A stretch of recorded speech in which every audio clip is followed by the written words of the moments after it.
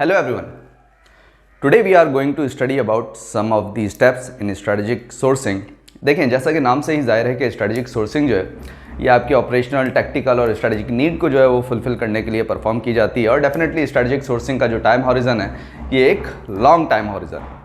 Strategic sourcing के तहत जो भी ऑर्गेनाइजेशन है वो कॉम्पिटिटिव एज हासिल कर पाती है, अपनी कॉस्ट को सेव कर पाती है, अपनी सप्लाई चेन को एफिशिएंट और इफेक्टिव बना पाती है।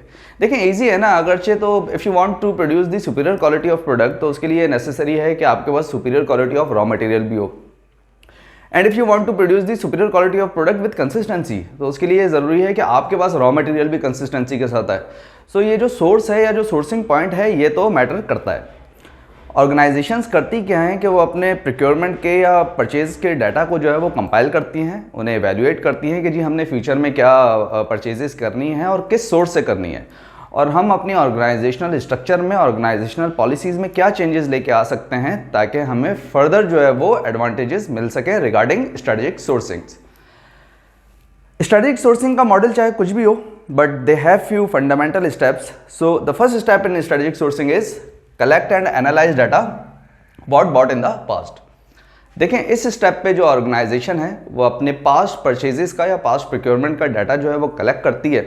अब वो डाटा 6 मंथ्स का भी हो सकता है, 1 ईयर का भी हो सकता है, बट अगेन ये 6 मंथ्स या 1 ईयर जो है वो डिपेंडेंट है कि आप किस इंडस्ट्री से बिलोंग करते हैं और आपका फ्लो ऑफ मटेरियल कितना फास्ट है या कितना स्लो है।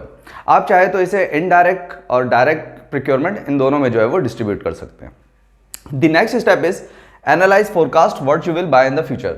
देखें, वो तमाम तर डाटा जो कि आपने फर्स्ट स्टेप पे कलेक्ट किया है इसकी बेसिस पे आप क्वांटिटेटिव एनालिसिस भी जो है वो परफॉर्म करते हैं, क्वालिटेटिव एनालिसिस भी जो है वो परफॉर्म करते हैं, क्योंकि स्ट्रेटेजिक सोर्सिंग जो है it is a blend of quantitative और क्वालिटेटिव एनालिसिस। तो डेफिनेटली इसमें आप जो है डेल्फी मेथड, सिनेरियो प्लानिंग्स और एक्सपर्ट ओपिनियंस, ये तमाम क्वालिटेटिव टूल भी जो है वो यूज़ करते हैं। वैसे स्ट्रेटेजिक सोर्सिंग में एक अप्रोच है जिसे हम कैटेगरी मैनेजमेंट कहते हैं। कैटेगरी मैनेजमेंट में होता ये है कि जो ऑर्गेनाइजेशन है वो अपनी परचेजेज या प्रोक्योरमेंट को जो है वो सेगमेंट कर देती है इनटू सिमिलर प्रोडक्ट्स और सिमिलर प्रोडक्ट कैरेक्टरिस्टिक्स और इंटरडिपेंडेंट प्रोडक्ट्स।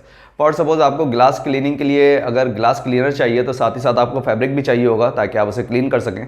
ये है वो इंटरडिपेंडेंट आइटम। साथ ही साथ फॉर सपोज ये जो स्टेशनरी आइटम्स हैं जिसमें पेन, पेंसिल, पेपर, मार्कर, इसकी आपने एक कैटेगरी फॉर्मलाइज कर ली। साथ ही साथ जो जेनिटोरियल स्टफ़ है उसकी एक कैटेगरी आपने फॉर्मलाइज कर ली। तो इस कैटेगरी मैनेजमेंट का बेनिफिट ये मिलता है कि जो ऑर्गेनाइजेशन है वो बहुत अच्छे से एनालाइज कर पाती है, विजुलाइज कर पाती है कि जी स्पेंडिंग एरियाज कहाँ कहाँ हमारे हैं और कहाँ कितना कितना पैसा खर्च हो रहा है। इसे चाहे तो आप एक प्लांट पे रख लें, सेकंड प्लांट पे रख लें या थर्ड प्लांट पे रख लें, मींस कि आप चाहे 1 लोकेशन, 2 लोकेशन, 3 लोकेशन, इन तमाम को कंसोलिडेट करके इनकी कैटेगरी मैनेजमेंट को जो है वो परफॉर्म कर लें। The third step is supplier evaluation and past performance. देखें, इस स्टेप पे ऑर्गेनाइजेशंस अपने तमाम तर सप्लायर्स को बहुत अच्छे से एवेल्युएट करती है, उनकी पास्ट परफॉर्मेंस को देखती है, इधर in terms of quality, quantity, lead time, social responsibility. Organisations इस एवेल्युएशन को इसलिए परफॉर्म करती हैं ताकि वो ये जान सकें कि जी किन सप्लायर्स के साथ हमने इन फ्यूचर काम करना है और किन्हें जो है वो हमने एलिमिनेट कर देना है। वैसे सप्लायर एवेल्युएशन से रिलेटेड मेरी एक वीडियो भी है और अगरचे तो आप वो वीडियो देखना चाहें तो उस वीडियो का लिंक आपको इस वीडियो की जो डिस्क्रिप्शन है उसमें मिल जाएगा। The next step is market research for other potential suppliers. देखें, इस स्टेप पे ऑर्गेनाइजेशन जो है वो मार्केट का बहुत अच्छे से जो है वो एनालिसिस करती है, बहुत अच्छे से मार्केट रिसर्च करती है कि who are the other suppliers जो कि आपको सेम प्रोडक्ट या सर्विसेज प्रोवाइड कर सकते हैं with better quality, better quantity, better reliability, better flexibility. और ये स्टेप तब बहुत ज़्यादा इंपॉर्टेंट है जब आपकी ऑर्गेनाइजेशनल फिलॉसफी इनोवेटिव हो बट आपके सप्लायर्स जो है वो इनोवेशन की फिलॉसफी पे वर्क ना करते हों, तब ये स्टेप जो है वो बहुत ज़्यादा इंपॉर्टेंट रखता है। The next is outsourcing and insourcing opportunities. देखिए, इस स्टेप पे ऑर्गेनाइजेशन जो है वो बहुत अच्छे से एनालाइज करती है, विजुलाइज करती है कि जी कौन सी प्रोडक्ट या सर्विसेज उन्होंने इन हाउस रखनी है या आउटसोर्स कर देनी है। आपकी ऑर्गेनाइजेशन बहुत सारी सर्विसेज में, बहुत सारे फंक्शंस में बहुत बेहतरीन हो सकती है, बहुत गुड हो सकती है, बट वो तमाम बेहतरीन और गुड उसकी कोर कॉम्पिटेंसी है ये ज़रूरी नहीं है। यही वजह है कि ऑर्गेनाइजेशन जो है वो अपनी कोर कॉम्पिटेंसीज पे फोकस रखने के लिए जो नॉन कॉम्पिटेंसी वाले ऑपरेशंस हैं उन्हें आउटसोर्स कर देती है। हमें इंडस्ट्रीज़ में बेतहाशा एग्जाम्पल्स देखने को मिलती हैं जिसमें HR, IT, जेनिटोरियल सर्विसेज और कस्टमर सर्विसेज से रिलेटेड सर्विसेज जो हैं वो ऑर्गेनाइजेशन जो हैं वो आउटसोर्स कर देती हैं। सो इस स्टेप पे आप इसे एनालाइज करते हैं। The next is importance and availability of product and services in market.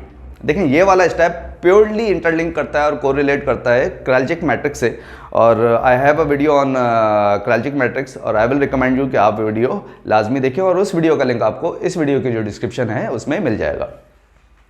The next is affect of payment terms. देखें आपके जो भी पेमेंट टर्म्स होते हैं विद योर सप्लायर्स वो डायरेक्टली अफेक्ट करते हैं आपके वर्किंग कैपिटल को।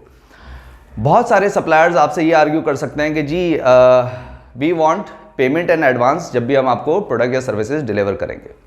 बहुत सारे सप्लायर्स या वेंडर्स आपसे ये आर्ग्यू कर सकते हैं ji we want payment on delivery जब भी प्रोडक्ट या सर्विसेज आपको डिलीवर की जाएंगी। The third is net payment terms. इसमें होता ये है कि सप्लायर या वेंडर जो है वो आपसे ये आर्ग्यू करता है कि ji okay after the delivery of the product and services we have a credit time period of 3 months 4 months और 5 months, और उसके बाद जो है वो आप पेमेंट रिलीज कर दें। सो ये जो इफेक्ट ऑफ पेमेंट टर्म्स है ये इस स्टेप पे आप ये एनालाइज करते हैं, ये इवेल्युएट करते हैं कि जो आपके टर्म्स एंड कंडीशंस आपके सप्लायर्स के साथ हैं रिगार्डिंग पेमेंट, तो उसका इफेक्ट और इम्पैक्ट क्या आ रहा है आपकी ऑर्गेनाइजेशन पे। The next is assess the risk associated with the suppliers. देखें आप सप्लाई चेन में रिस्क को मिटिगेट कर सकते हैं, उसे अवॉइड कर सकते हैं, लेकिन उसे एलिमिनेट नहीं कर सकते। जनरली ऐसी प्रोडक्ट्स जिनकी अवेलेबिलिटी बहुत इजी हो और उनके सप्लायर्स भी बहुत ज़्यादा हों तो उससे रिलेटेड रिस्क जो है वो काफ़ी हद तक कम हो जाता है। बट अगर मार्केट में कोई ऐसी प्रोडक्ट है जिसकी अवेलेबिलिटी के भी इश्यूज़ हैं और उससे रिलेटेड सप्लायर्स भी जो है वो बहुत कम है तो रिस्क काफ़ी हद तक बढ़ जाता है। यही वजह है कि ऑर्गेनाइजेशन सप्लायर डेवलपमेंट प्रोग्राम्स पे जो है वो वर्क करती हैं, स्ट्रेटेजिक अलाइंसेस जो है वो बिल्डअप करती हैं, सप्लायर की ट्रेनिंग एंड वर्कशॉप्स जो है वो कंडक्ट करवाती हैं ताकि वो जो भी सप्लायर से रिलेटेड रिस्क हैं उसे मिनिमाइज कर सकें और उसे मिटिगेट कर सकें। So this was all about the strategic sourcing, और आई होप कि आज की वीडियो से भी आपने कुछ ना कुछ ज़रूर समझा होगा। और इस टॉपिक से रिलेटेड अगरचे तो आपका कोई क्वेश्चन हो then you are welcome in the comment section, और अगरचे तो आप इस टॉपिक में कोई फर्दर वैल्यू ऐड करना चाहें then again you are welcome in the comment section.